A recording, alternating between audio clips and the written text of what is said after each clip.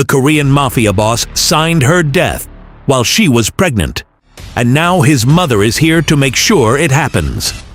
Solange is on the cold kitchen floor, her body shaking as another contraction hits too early, too hard, too fast.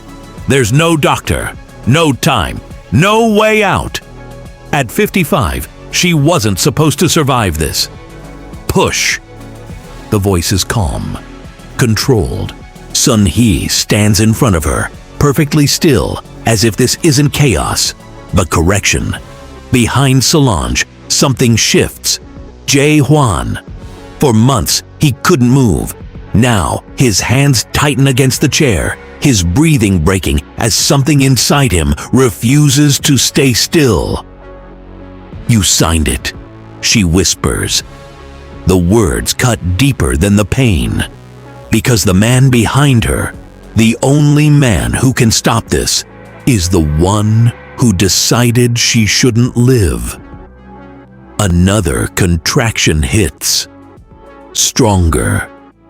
Closer. And this time, her body doesn't wait. Chapter 1. The shot has not been fired yet, but the room already feels like it has been torn open by something irreversible. Solange is on the floor, her body shaking as another contraction builds deep inside her, stronger and closer than the last. The pain is no longer something she can prepare for or control. It arrives on its own terms, taking her breath, forcing her forward, reminding her with brutal clarity that whatever happens next will not wait for anyone's permission.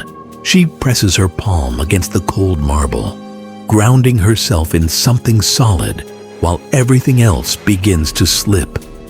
"It's too soon," she says, her voice unsteady, though she forces the words out with intention. This isn't how it was supposed to happen. Across from her, Sun-hee watches without moving, her posture composed, her hand steady around the gun, as if the chaos unfolding in front of her is nothing more than a delay in a process she has already approved. "Nothing about this was supposed to happen," Sun-hee replies. "That is why we correct it now."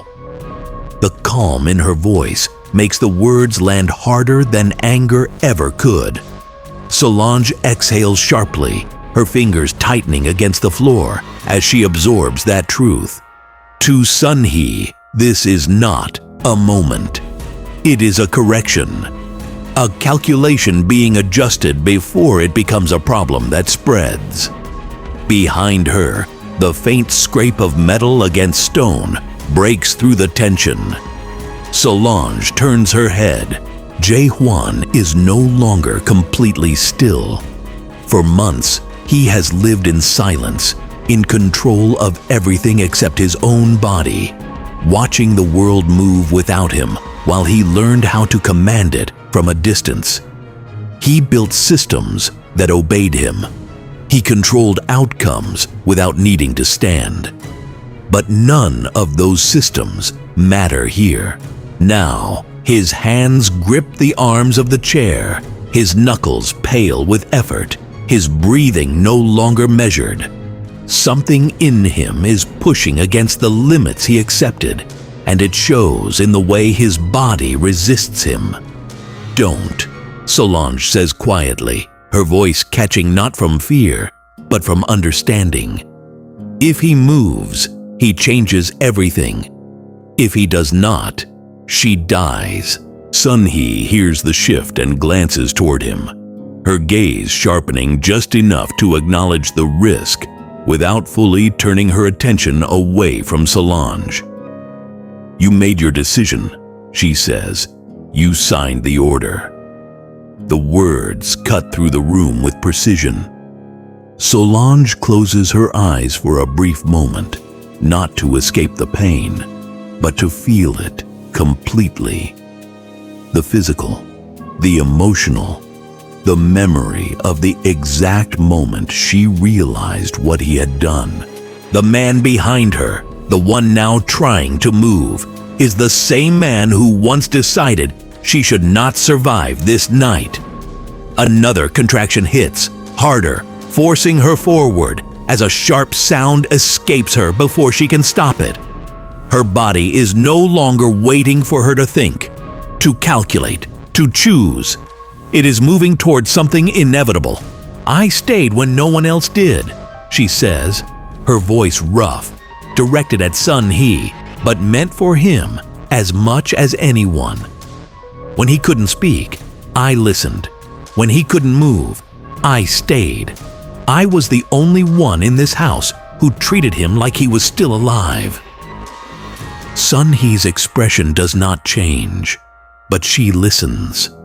She always listens. Solange forces herself upright despite the protest of her body, her hand sliding slightly before she steadies herself again. The effort costs her, but she cannot afford to remain on the floor. Not like this. Not while the balance of power is still shifting. "This child," she continues, her breathing uneven but controlled, "is not a mistake you can erase." Her gaze lifts and meets Sun Hee's directly. It's the moment everything transfers. The words settle into the room with weight. Jae-Hwan feels it immediately. The shift in tension, the recalculation happening in real time.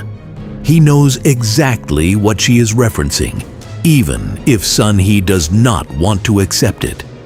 Sun Hee's grip tightens slightly on the gun. "You're interpreting something you don't fully understand," she says. Solange shakes her head slowly. "I understand it better than you do," she replies, "because I read what you chose to ignore." Another contraction builds, faster now, leaving her less time between each wave. Her body trembles under the strain, but her voice remains steady enough to carry what matters. "The clause was never about protection," she says. "It was about transition." Sun Hee's eyes narrow. Jae-Hwan exhales slowly, the tension in his body increasing as he shifts forward again, testing strength that has not been there for months. "You're lying," Sun Hee says. But there is a difference now. She is no longer dismissing. She is checking. Solange leans slightly into the pain, using it to anchor herself as much as to endure it. "I don't need to lie," she says. "The moment that child takes a breath, control moves whether you allow it or not." Silence follows, heavy, unstable. Jae-Hwan's fingers tighten as he pushes against the arms of the chair, forcing his body forward in a way that is no longer subtle.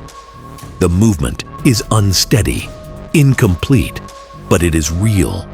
And once it starts, it does not stop.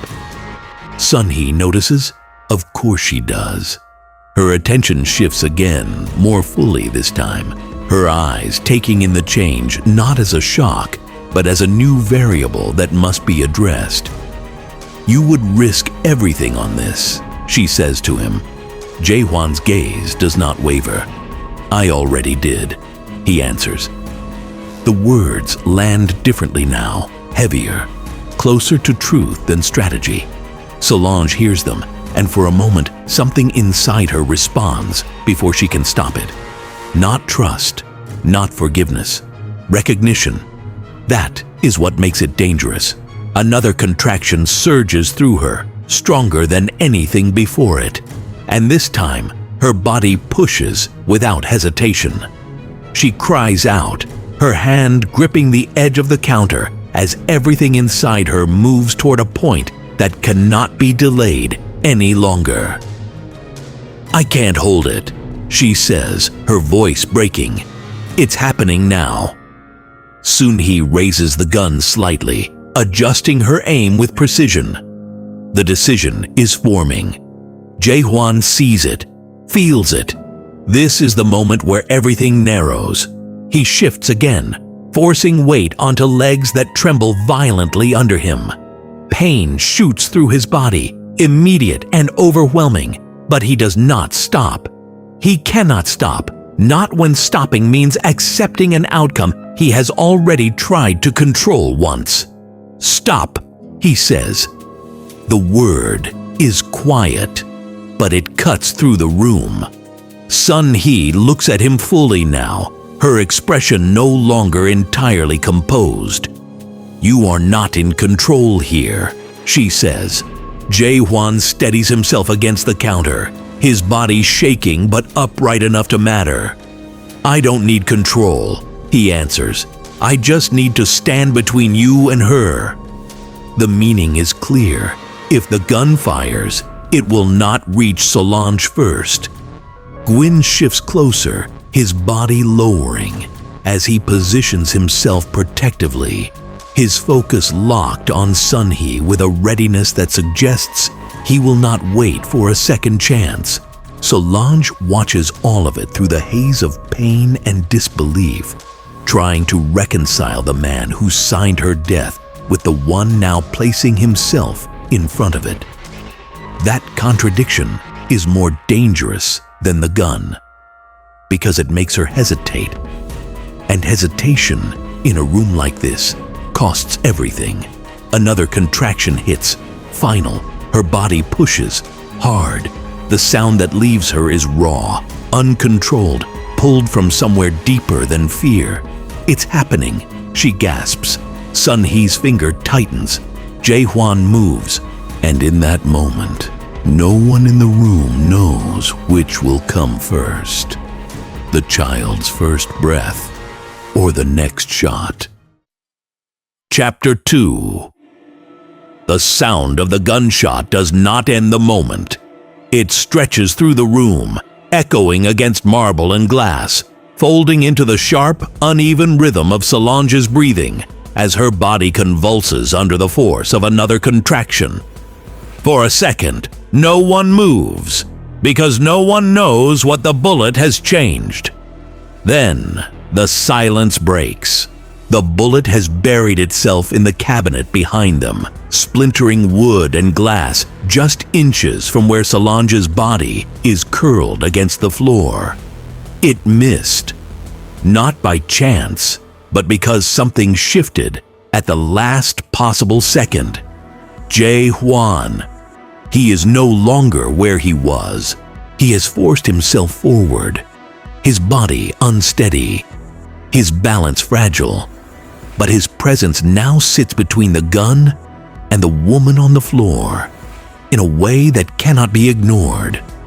The effort is visible in every line of him, in the tension running through his shoulders, in the way his legs tremble.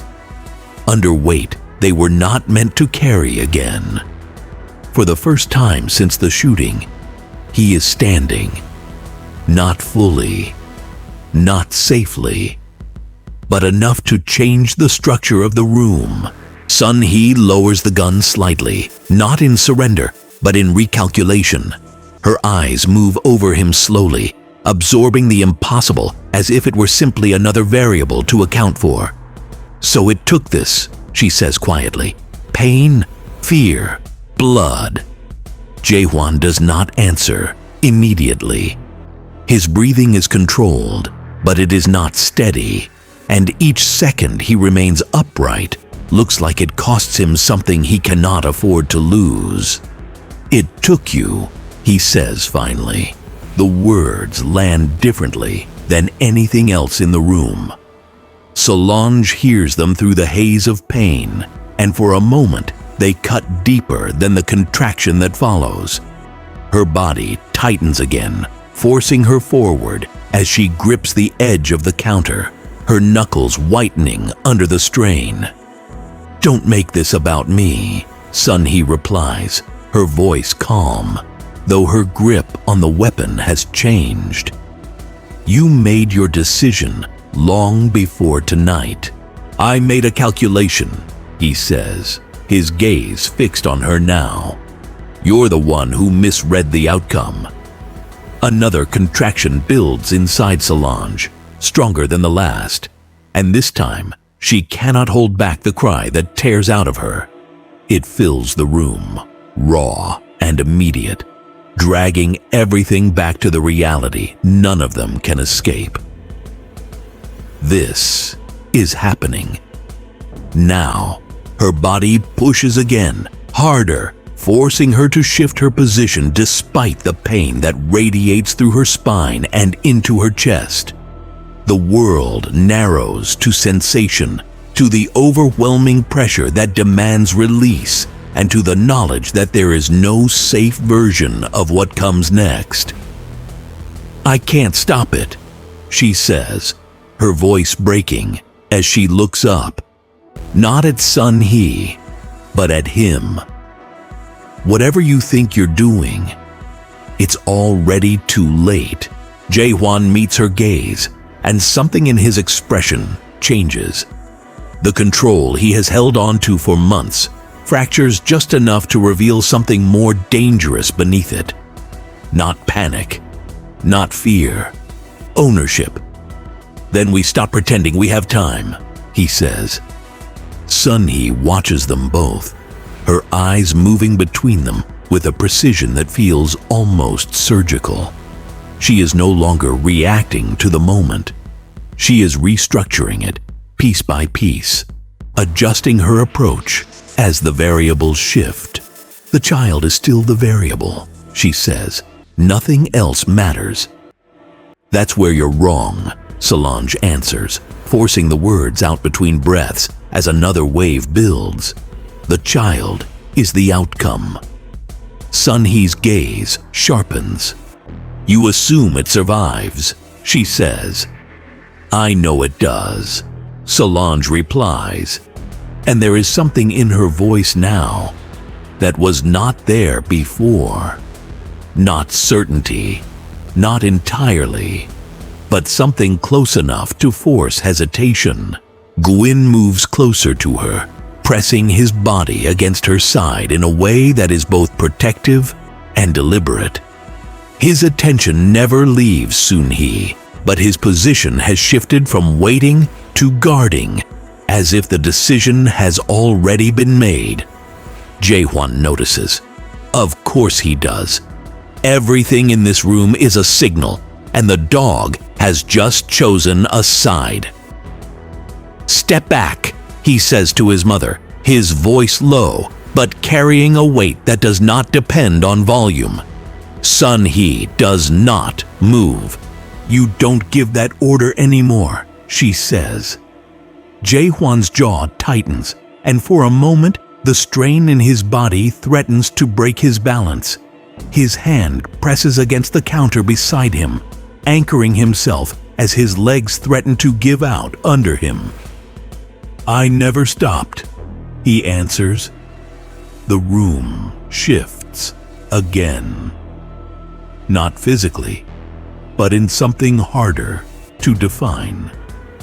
Power is no longer where it was when this began. Solange feels it, even through the pain, even through the growing urgency of her body. She feels the change in the air, the subtle realignment of control that is no longer entirely in Sun-hee's hands. Another contraction hits, stronger than anything before it, and this time her body pushes without hesitation, forcing her forward with a cry that leaves her shaking. "It's happening," she gasps, her fingers digging into the floor as everything inside her demands release. Right now, Sun-hee raises the gun again, but there is a fraction of delay this time, a moment where calculation interrupts instinct. That is all it takes. Jae-Hwan moves, not with speed, not with strength, but with intention, forcing himself forward in a way that should not be possible. His body protests, pain tearing through him with every step, but he closes the distance anyway, placing himself fully between the weapon and the woman on the floor. If the gun fires now, it will hit him first. Sun-hee sees it, understands it, and for the first time, something like frustration crosses her face. "You would risk everything on this," she says. Jae-Hwan does not look away. I already did, he answers again, quieter now, but more final. Solange watches him through the blur of pain and disbelief, and for a moment, the memory of the man who signed her death collides with the one standing in front of her now. The contradiction is too sharp to ignore, too dangerous to trust. And yet, he is here, between her and the gun, between her and the outcome she cannot control. Another contraction surges through her, and this one feels different, deeper, final. Her body arches, her breath breaking as the pressure reaches a point that cannot be held back any longer. I need to push, she says, her voice unsteady but certain. You don't need permission, Jae-Hwan replies. The words are quiet, but they carry something stronger than authority. They carry trust. Sun Hee's gaze drops again, just for a second, to Solange's body, to the undeniable reality of what is happening, the timing, the inevitability, the narrowing window where control can still be maintained. Her finger tightens on the trigger. One decision left. One moment where everything can still be contained. Gwyn reacts first. He shifts forward, muscles coiled, ready to close the distance in a fraction of a second if the gun moves again. Jae-Hwan does not step back. He does not move at all. He simply stands there, unsteady, in pain, but unyielding, forcing the situation into a shape where there is no clean outcome left. Solange pushes. The sound that leaves her is raw, uncontrolled, pulled from somewhere deeper than fear, deeper than pain. It fills the room, breaking whatever fragile control still existed. And in that moment, as everything converges, the gun, the body, the choice, the consequence, Sun Hee makes her decision. Chapter 3. The gun has already been fired once, and this time no one believes it will miss again. The tension in the room tightens to something almost unbearable as Solange's body forces her forward, her breath breaking under the weight of a contraction that feels different from the ones before. It is deeper, sharper, final in a way that strips everything down to instinct and leaves no space for hesitation. She pushes, not because she chooses to, but because her body has crossed a line she cannot return from. Jae-Hwan feels the shift immediately, not only in her, but in the entire structure of the moment, because there is no more time left to manipulate, no more delay to hide behind. And whatever happens now will define everything that follows. Stop, he says, his voice low and strained, but still carrying the authority that refuses to leave him. Sun Hee studies him, and for the first time her composure is no longer absolute, because something beneath it has begun to fracture. Not fear yet, but something far more dangerous. Urgency. You don't understand the timing? She says, her gaze moving between him and Solange as she recalculates in real time. If the child arrives like this, it may not survive. The words cut through the room, and for a moment they land harder than the gun itself. Solange feels them through the pain, her body tightening as another contraction builds. But this time, something else rises with it. Something sharper than fear. Understanding. You're not trying to stop this, she says, her voice shaking but precise, forcing the truth into the space between them. You're trying to control when it ends. Sun Hee does not deny it, because denial would mean losing control, and control is the only thing she has left. That is the only rational approach, she replies. Jae-Hwan exhales slowly, the strain in his body increasing as he holds himself upright, every second costing him more than the last. But stepping back is no longer an option he can allow himself. "You've already lost control," he says. This time, the words land. Sun-hee turns fully toward him, and something in her gaze shifts from calculation to confrontation, because for the first time she is no longer certain she understands the outcome. "Explain," she says. Jae-Hwan doesn't move, because he no longer needs to prove anything physically. The balance of the room has already begun to tilt. "You're still thinking this is about the birth," he says, his voice quieter now, but more precise, cutting through the moment with clarity. "It isn't." Solange looks at him through the haze of pain, something in his tone pulling her attention, despite everything her body is demanding. "It was never about when the child breathes," he continues. "It was about who witnesses it." Silence settles into the room, heavy and unstable, as if the entire moment is beginning to collapse under the weight of that statement. Sun-hee's grip tightens. "That's not in the contract," she says.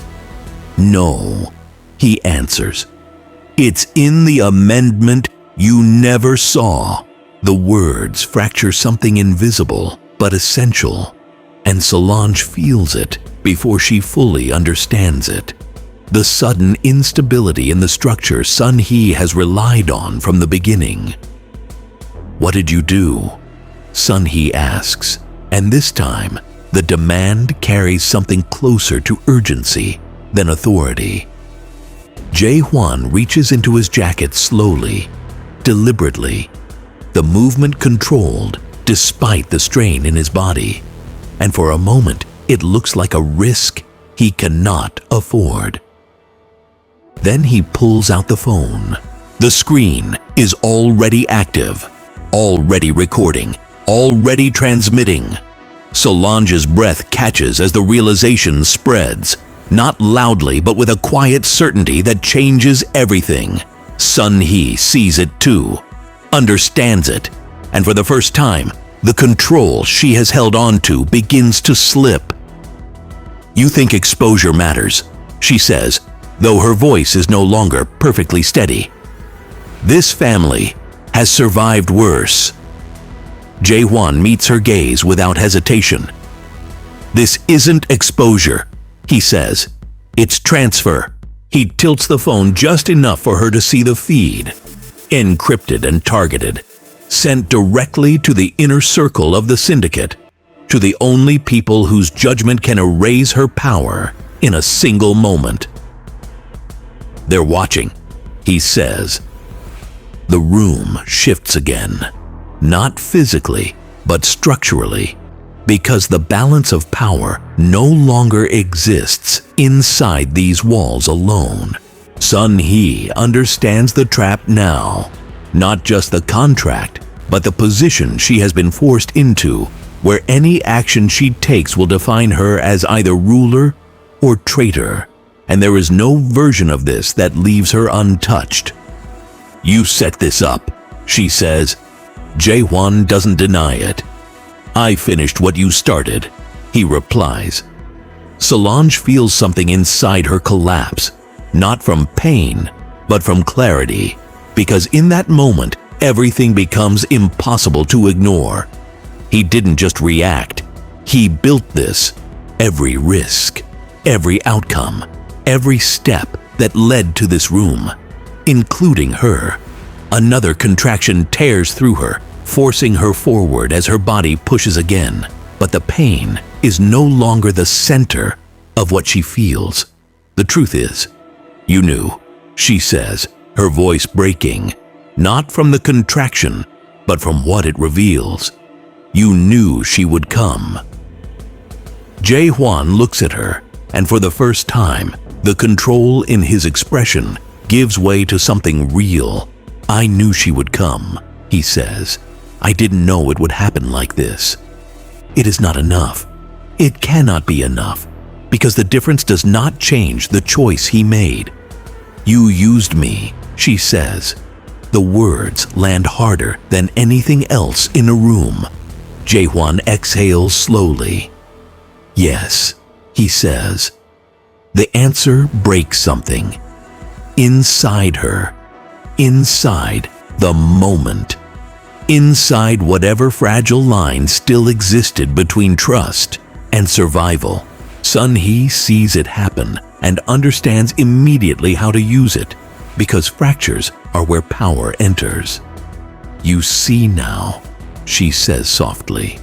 "You were never the exception."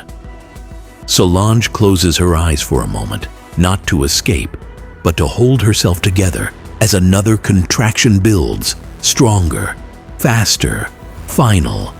He didn't just risk her, he designed the risk. And still, he stands between her and the gun, still choosing her. That is what makes it unbearable. Her body pushes again, harder now, forcing a sound out of her that is no longer controlled, no longer restrained, because everything is converging at once. The child, the truth, the betrayal. Jae-Hwan steps closer, closing the distance between them until he is within reach, but she does not move toward him because she no longer knows what that would mean. "I can still stop this," Sun-hee says, her voice tightening as the window narrows. "Before the transfer completes." Jae-Hwan doesn't look at her. He looks at Solange, and for the first time, there is no calculation left in his voice, only something raw. "If you want me to move," he says quietly, "you have to choose it." The words land with a weight that shifts everything, because now this is no longer about power or contracts or survival. It is about her choice, her answer. Solange looks at him through the pain, through the truth, through everything he has done to bring them here. The man who signed her death, the man who built this trap, the man standing in front of her now. And she realizes something that terrifies her more than the gun.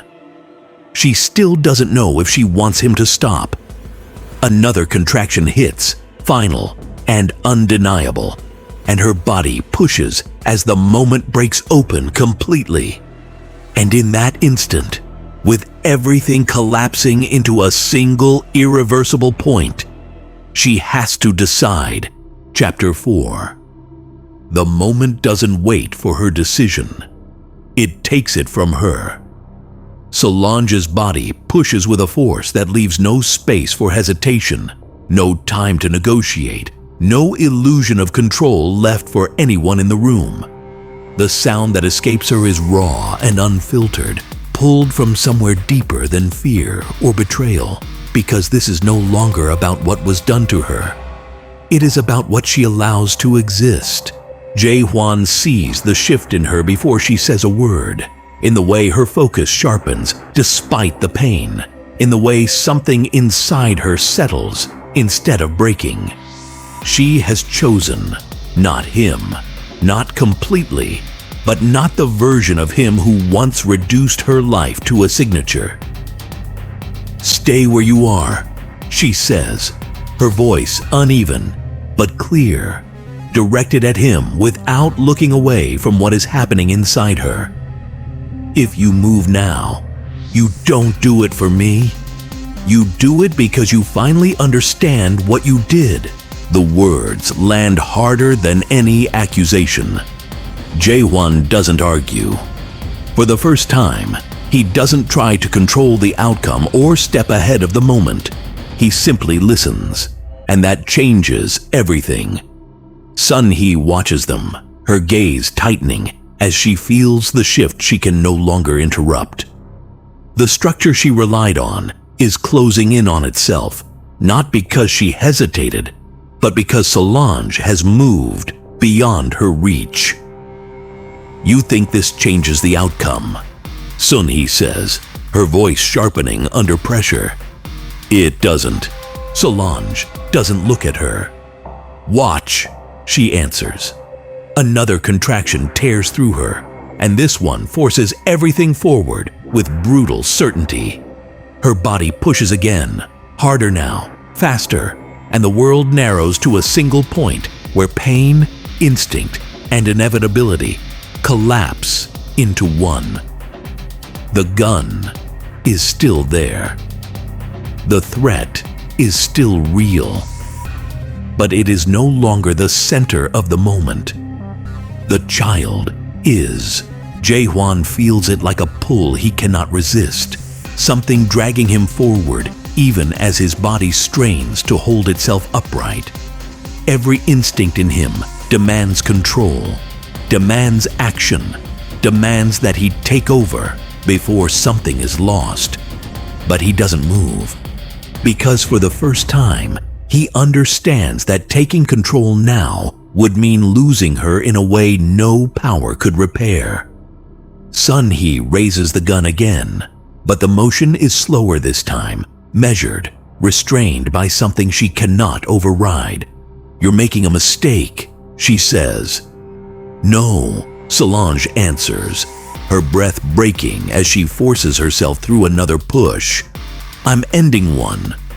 The words settle with finality. Gwyn shifts closer, his body tense and ready, his attention locked on Sun-hee with a focus that leaves no room for doubt. Jae-Hwan remains where he is, unsteady but unyielding, his presence now a barrier not only between Solange and the gun, but between what was and what comes next. "Lower it," he says quietly. Sun-hee doesn't respond. "You already lost," he continues, and this time the words are not a threat, but a fact that cannot be undone. Her gaze flicks briefly to the phone still in his hand, to the silent audience beyond the walls who are watching this moment unfold, turning it into something permanent. She understands. If she fires now, she does not win. She erases herself, not physically, but structurally, in a way power like hers does not survive. Another push tears through Solange, and this time everything changes. The sound that follows is different, smaller, sharper, alive. For a fraction of a second, the entire room holds its breath. Then the cry comes, thin, fragile, undeniable, and with it, the world shifts. The child has arrived, not as a possibility, as a fact. Sun-hee lowers the gun, not in surrender but in recognition, because the moment she tried to prevent has already passed her. The transfer has happened. Jae-Hwan exhales, something in his body finally giving way as the force holding him upright begins to collapse. His hand braces against the counter, his legs trembling under him, but he doesn't fall. Not yet. Solange doesn't look at him. She can't, because everything inside her has shifted to something else now, something that demands all of her attention. The child in her arms, small, warm, and impossibly real, breathing against her as if nothing in the world had ever been designed to destroy this moment. For a second, nothing else exists. Not the gun, not the contract, not the man who built the trap she survived. Only this. Jae-Hwan takes a slow step closer, careful now, stripped of urgency, moving toward something he no longer assumes belongs to him. "Let me see her," he says. Solange looks up. Everything that happened sits between them, heavy and unresolved, impossible to ignore.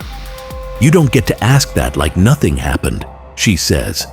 Her voice is steady, not loud, not emotional in the way anger would be, but controlled in a way that forces him to hear it. Jae-Hwan nods once. "I know." And for the first time, it sounds like he does. Sun-hee watches in silence, her presence no longer dominant, but not gone, because power like hers does not disappear. It retreats, recalculates, and waits. "This isn't over," she says quietly. Jae-Hwan doesn't look at her. "It is for you." The certainty in his voice carries weight now, because it is backed by something he cannot undo. The child breathes, the system shifts, and the structure Sun Hee built no longer includes her. She turns and leaves, not broken, but removed from the center of power she once controlled. The door closes behind her with a quiet finality. Silence settles into the room again, but this time it is different. Not tension, but aftermath. Jae-Hwan looks at Solange, at the child in her arms, at the life that exists despite everything he did to control it. And for the first time, he does not try to shape what comes next. He waits. Solange studies him for a long moment, the weight of everything still present. "You don't get forgiveness," she says. "I know. But you don't walk away either." That lands differently, more dangerous than rejection, because it binds him. Jae-Hwan's expression shifts, not into control, but into something closer to acceptance. "This isn't over," she continues. "No," he agrees. And in that agreement, something new begins. Not trust, not yet, but something that could become it. Solange looks down at the child again, at the life that changed everything, and for the first time since this began, her breathing steadies. Not because she feels safe, but because she knows exactly what she holds. Power, choice, future. She looks back at him. "Tell me something." Jae-Hwan meets her gaze. "If you hadn't needed me to survive this," she says, her voice calm, but sharp enough to cut through everything that remains between them, "would you still have signed my death?" The question hangs between them, unanswered and unavoidable, heavier than anything that came before, and far more dangerous. "If you hadn't needed me to survive this," she says, her voice calm but sharp enough to cut through everything that remains between them, "would you still have signed my death?" Jae-Hwan doesn't answer, not because he doesn't have one, but because the truth would end something neither of them is ready to lose. Solange watches him, waiting, not for words, but for something real, for a reaction, a hesitation, anything that proves she wasn't just another calculated risk. But he stays silent, and somehow that tells her everything. Her grip tightens slightly around the child, not out of fear, out of decision, because now she understands something she didn't before. Loving a man like him was never the danger. Needing him was. She doesn't look away when she speaks again. "Then next time," she says quietly, "you won't get the chance to choose for me." The words settle between them like a promise or a warning. Jae-Hwan exhales slowly, his gaze fixed on her, on the child, on the future he no longer controls. And for the first time, he doesn't know if she will stay